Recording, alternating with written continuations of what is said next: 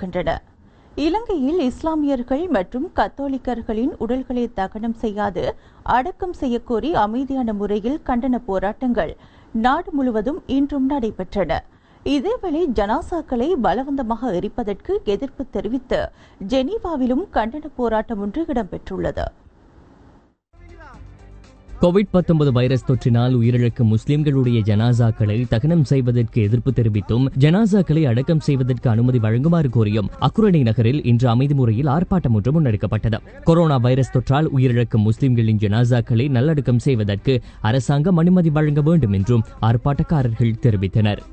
நாங்கள் அரசாங்கத்திற்கு ஒரு வேண்டுகோளை இருக்கின்றோம். ஜனாசாக்களை தொடர்ந்து எரித்துக் கொண்டிருந்தால் அக்குறை இளைஞர்கள் மட்டுமின்றி நாடளாவிய ரீதியில் இளைஞர்கள் கவன ஈர்ப்பு ஆர்ப்பாட்டத்தில் ஈடுபடுவதை காண முடியுமாக இருக்கும். ஆகவே அதற்கு இந்த அரசாங்கம் வழிவகுக்கக்கூடாது.